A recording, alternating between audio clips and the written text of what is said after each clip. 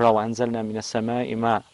Pra ne zbritëm nga qielli në formë pra ujin, me, pra nga arabisht është me, është uji. Uji përdoret në industri, përdoret në vende të ndryshme, përdoret në makineri të ndryshme, përdoret për, domethënë, pastrim, për pirje, për lloj-lloj kudo. Dhe nëse e shikoni trupi njeriut është i përbëm nga H2O. H2O është uji. Domethënë është formula e ujit. Allahu xhaleshanuhu na jep me kuptu se unë ju kam dhënë shumë ni'mete. Edhe do të jemi për atyre që Allahu përmend surën Rahman, fa bi ayyi ala'i rabbikuma tukadhiban. Mos jemi për atyre pra, të mos jemi për atyre që i mohojmë ni'metet e Zotit. Atë mirat e Zotit po i mohoni, thot Zoti në Kur'an. Pra na nuk duhet jemi mohues. Kur të pim ujë, duhet të thomi bismillah. Pastaj pasi të përfundojmë, duhet të thomi elhamdulillah, ta falenderojmë Allahun për ujin që na dha.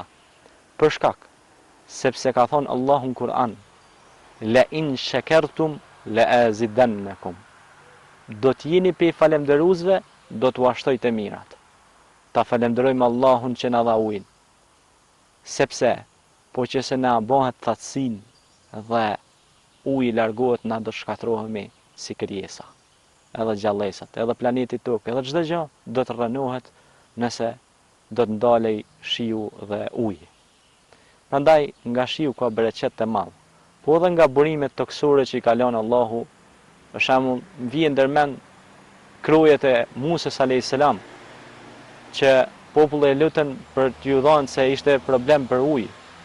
Pastaj vjen ndërmend historia e Jusufit alayhis salam që ju tregoi faraonit edhe popullit që do të ketë edhe kohë thatësire dhe të përgatiten popullit përgatiten për thatësirë, ta ruajnë ujin.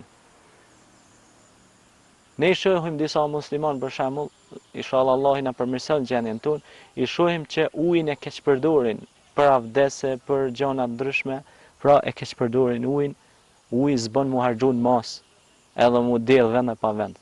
Kemë dhënë përgjegjësi për Allahut edhe për ujin, se ku peçon dhe ku pe dell, edhe mos tërpik, mos gjuj ujë, mos harxho ujin tepër tek aty ku lahesh, ku merr avdes, harxhon me litra të tëra, kur mjafton 1 litër të marrësh avdes. Ti harxhon 10 litra me marr avdes.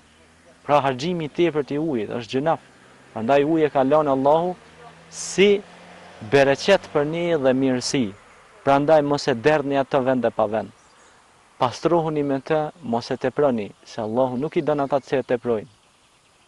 Pastaj edhe uji është për të pirë. Për shembull, njëri kur bën iftarin, laget, venat, trupi ka nevojë për ujë.